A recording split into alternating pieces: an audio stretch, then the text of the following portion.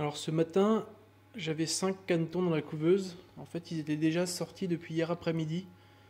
Donc la première est sortie il y a près de 48 heures maintenant. Et les suivantes sont sorties il y a déjà plus de 12 heures. Et les 7 œufs restants, il n'y a pas beaucoup de signes de naissance. Il y en a un qui commence à s'ébrécher. Il n'y a pas encore de trou, mais il y a un petit éclat d'œuf qui est parti.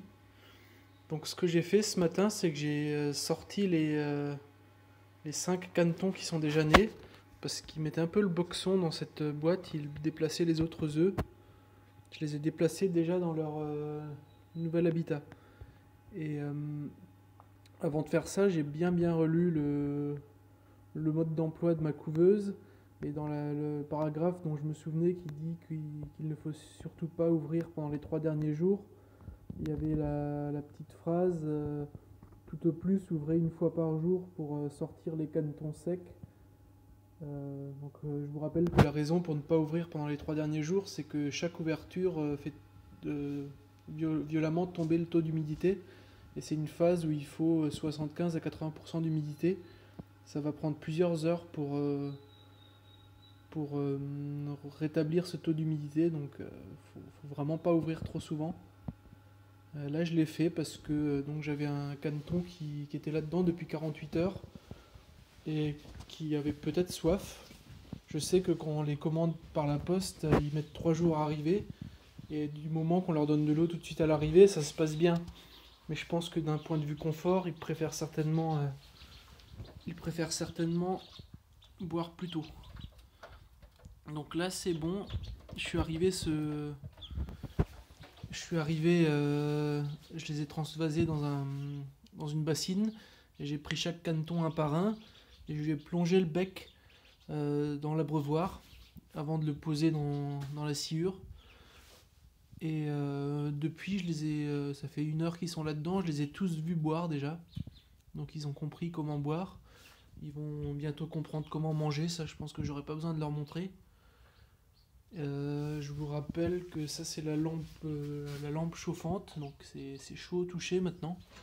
Et en dessous il doit faire assez chaud, il doit faire suffisamment chaud parce qu'ils sont en périphérie, ils sont pas dessous. Donc si ça continue comme ça, je vais un peu la remonter. La grille je l'ai mise à cause du chat, donc le chat va être privé de véranda pendant 1 mois. Mais au cas où il rentre pendant qu'on le surveille pas, on a mis une grille en plus. Donc, là les petits poussins seront tranquilles.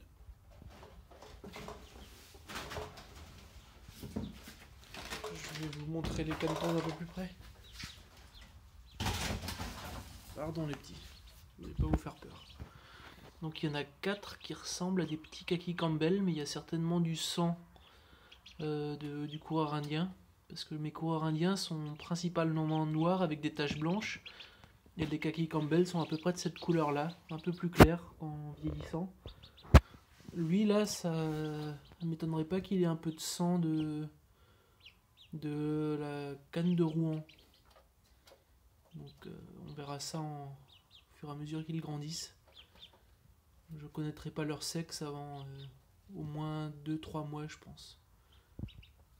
Allez, je vais refermer et leur remettre la chaleur parce que là, ils vont prendre un coup de froid.